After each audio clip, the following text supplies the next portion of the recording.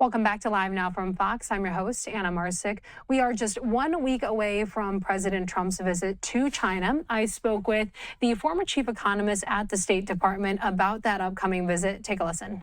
President Trump is preparing for a high-stakes meeting with Chinese President Xi Jinping as the tensions between the world's two largest economies remains front and center. From tariffs and trade to technology, supply chains, and national security, the upcoming summit could help shape the future of U.S. and China relations and the global economy. So joining me today to break this down is Chad Bown, author of How to Win a Trade War and former chief economist at the State Department, to break down what's at stake ahead of this meeting. Chad, first things first, is this meeting more about economics and tariffs or about global power and optics? I think actually it's about both, but I think at the moment it's hopefully a lot about tariffs and trade and really trying to stabilize the economic relationship between the two countries, which really did have a very tough 2025. So President Trump has long framed tariffs as leverage. So going into this summit in Beijing, what does the data tell us about who holds the actual leverage? Is President Trump looking to force maybe a phase 2 style purchasing agreement, or is this trip more about managing a permanent structural decoupling? So I think perhaps surprisingly, the United States finds itself having much less leverage than it expected to have with China at this point in time. So, stepping back, when you just look at trade flows and the impact of the tariffs last year, they actually had a really big impact. U.S. Tariffs on imports coming in from China, imports fell by 25%. It was kind of a massive decline. On the other direction, U.S. exports to China, facing Chinese retaliation, declined by about the same amount. And you would say, well, okay, that seems, kind of roughly equivalent. Maybe they both have the same amount of leverage.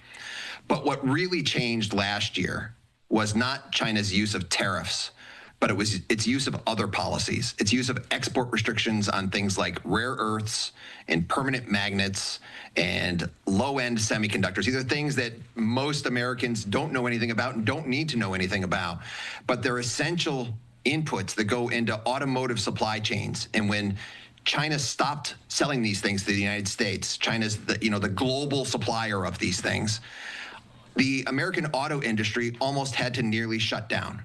Right, and so you're talking about potentially 1 million jobs across the Midwest that would have been, paused if production had to been shut down. So in any case, China has showed, I think, at the moment that because of these dependencies, that it really does have a lot of leverage over the United States in ways that, it certainly wasn't the case back in 2018, 2019, when the first Trump administration was negotiating with China. So do you think China appearing to be less dependent on U.S. exports than previous years, do you think that fundamentally weakens Trump's negotiating position? Yes, I honestly do, right? So we saw China took really deliberate actions after the first Trump administration and really began to diversify their own exports away from the U.S. market. And you look at our trade with China at the moment, it's something like only the first 3 months of this year, only about 7.5% of U.S. imports of goods now come in from China. Back in 2017, before the first trade war, it was almost a quarter of what we were buying from the world was coming in from China, right? 22% or so. That's a massive reduction. And what that means is China has continued to export, but it's just found different markets. It's not as reliant on us anymore. It's sending stuff to Europe, to other parts of Asia, to Latin America, to Africa. So I think coming into the administration at the beginning of last year, President Trump and his team thought that they had a lot of leverage, that the United States was a very attractive market for China. And I'm not saying that it's not. The United States still has a lot of amazing consumers that China would like to sell to if it could. But I think we've all learned that that's actually much less meaningful than we had anticipated back in the early days of last year. So you've closely tracked the evolution of U.S. industrial policy and export controls. How do you expect the administration to balance the desire for access to the Chinese market with the ongoing national security restrictions on semiconductors, AI, and green tech? Yeah, and I think that's the big question, right? So we have seen this administration make considerable changes to national security policy, export control policy, in terms of what they would be willing to allow Chinese customers, Chinese tech firms, essentially, to be able to buy. In the Biden administration and even the first Trump administration was extremely worried about Chinese companies' ability to get access to the fanciest semiconductors, right? And today that's largely for artificial intelligence. And so we had all kinds of export controls preventing those from getting into China. Well, last year, President Trump reversed that policy and said, we'd be willing to sell these fancy NVIDIA and AMD chips to China. Now, the surprising thing, perhaps, is that China has said, no thanks, we don't want them. Right? They're trying to build out their own indigenous tech ecosystem in China. And one of the ways that you do that is you restrict your firms from having access to American technology, to make them try to innovate a little bit faster, a little bit, stronger than they would have otherwise in terms of the incentives so that they can make further progress. But I think that is a big area of issue that I think will probably be part of the conversation. It was some of those expansions of U.S. export controls in 2025, which triggered the Chinese retaliation. In September, especially when the administration announced that it was expanding the reach of American export control rules to cover not only the parent companies that are on something called the entity list that can't get American technology, Chinese companies that can't get that, but their subsidiaries as well. That's what really upset China. It caught up this company called Nexperia, and that's when the Chinese leadership decided to say, hey, well, we're going to stop their ability to sell even low-end semiconductors to the world, the kind that automakers need to make, your windshield wipers go back and forth, your seats go, backward and forward, the windows go up and down, things like that. And those are kind of export restrictions for really essential inputs where China has market dominance were really effective at convincing the U.S. administration to come back to the bargaining table and ultimately to reduce a lot of the tariffs that they had imposed earlier in the year. Do you think that there is a scenario where trade concessions from Beijing result in the U.S. easing those tech export controls? I think a lot of stuff is on the table today that wasn't on the table, at this time last year and at the beginning of last year. So, I kind of wouldn't be surprised. President Trump's trade representative, Ambassador Jamieson Greer, has talked about a potential deal in managing trade between the two countries. A U.S.-China Board of Trade is the way he calls it. Now, they have talked about this primarily being in the area of non-sensitive goods. So, things that really aren't that controversial, that don't have national security implications. And, we'll see what that means. Maybe it's just limited to things like clothing and footwear and toys, stuff that the United States would import from China, and relatively uncontroversial things that the United States would like to export to China, like agricultural products. But I think part of this conversation has to include these difficult to talk about topics related to national security, because that's really where the flashpoints pop up. That's really where, the risks to not only the U.S. economy, but when China did these export restrictions last year on rare earths, permanent magnets, and the low-end semiconductors, it didn't just hurt American automakers. This was a global problem, right? It almost shut down the global automobile industry. This is a huge, huge deal.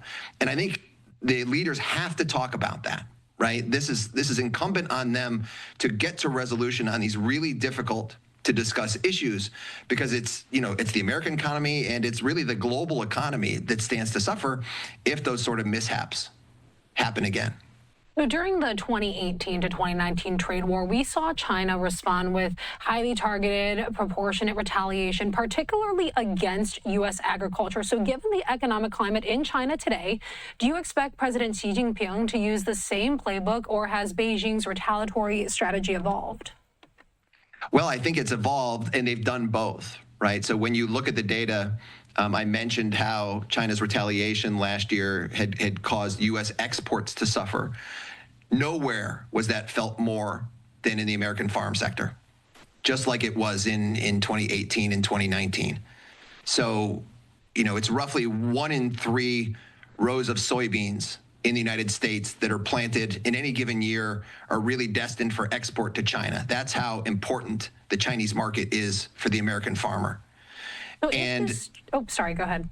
I was just going to say, and that was largely cut off last year, right? Those soybean exports fell by 80 to 90%. That's hugely important for American agricultural interests. And, a lot of those folks are President Trump's voters, right? They really do want to have access to that Chinese market. The difference between 2018 and 2019 is that's where most of the retaliation on the Chinese side was. They did that this time too. But then in addition to that, they did all of this other stuff, the export restrictions on rare earths, permanent magnets, all those essential inputs that American companies need to be able to do manufacturing of their own. So if this trip yields a de-escalation or even maybe a pause in new tariffs, what happens to the massive supply chain realignments that we've seen recently? I mean, is the momentum of China plus one and moving production to places like, let's say, Mexico and Southeast Asia already too maybe entrenched to reverse that? I think for a lot of goods, that probably is the case. So, when we look closely at the data, one of the things that we noticed was there were some really quick movements in supply chains last year, right? So I think, the most famous example is probably the iPhone.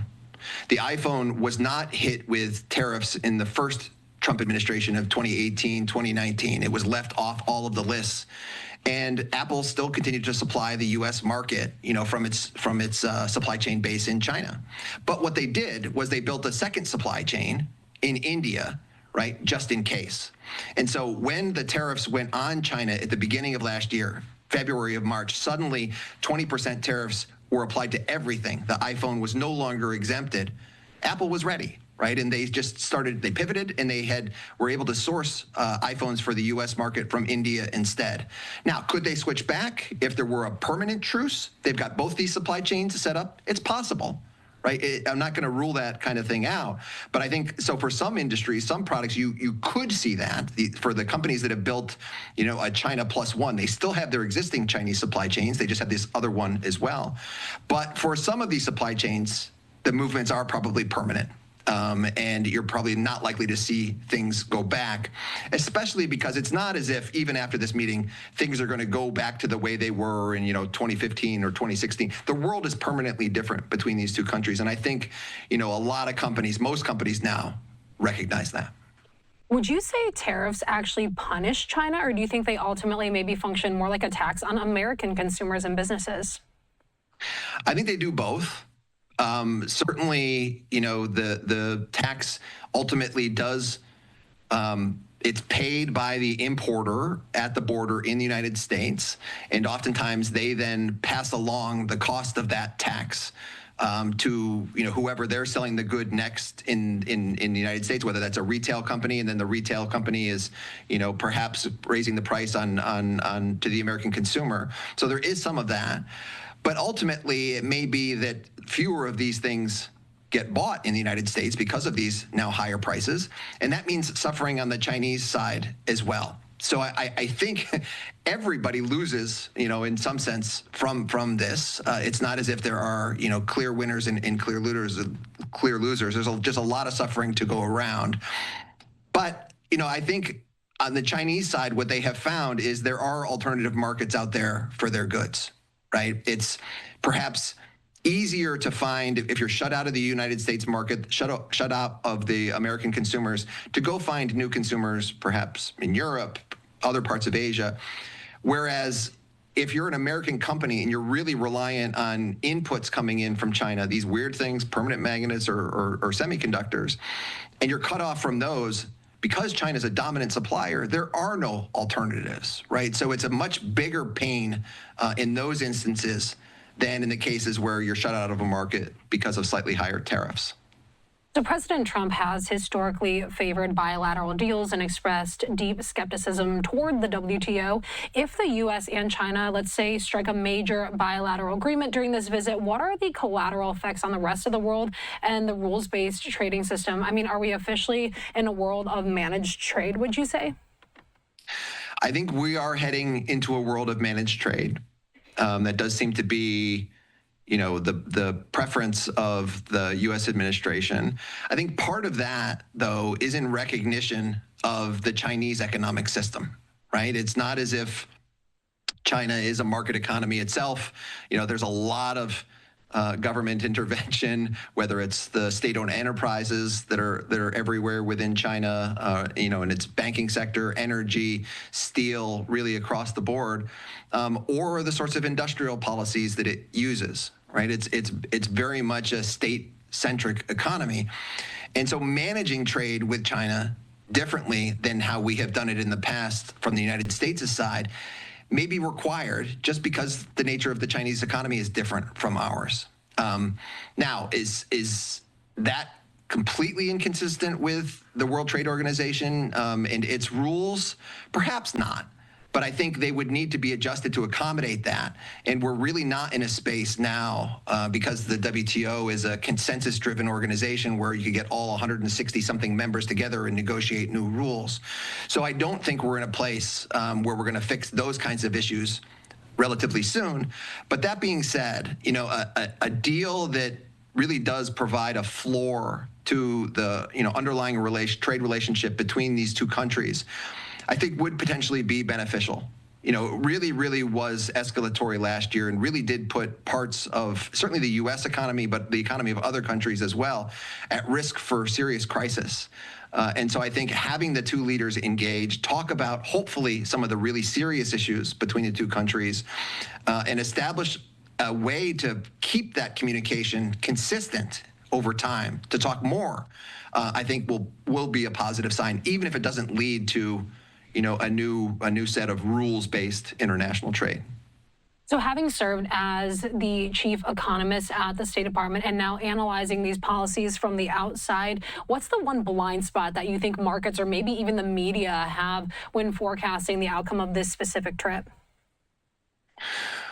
Well, I think the really important complementary piece of what's going on here is what the Trump administration is doing with respect to the rest of the world.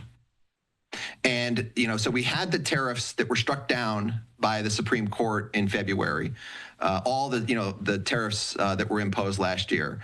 The administration has subsequently imposed some temporary tariffs that are relatively low at 10%. And they've started all these other investigations and will potentially reapply them, not just on China, but on Europe, Japan, Korea, all of our partners and allies as well.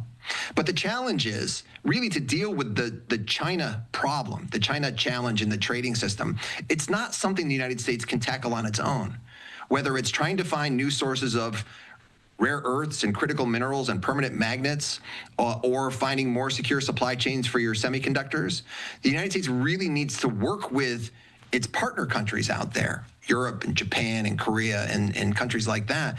And it's really difficult to do so when at the same time you're hitting those countries with tariffs, which we saw happen last year, and which may come around again at the conclusion of these Section 301 investigations. So I think the real blind spot, and I don't think it's necessarily a blind spot for markets, but for perhaps the administration itself, is thinking about this China issue really as a bilateral one, when really it should be, and it would be more effective if the United States were working with a group of like-minded countries, all of whom see the same challenges as with China as that we do, right?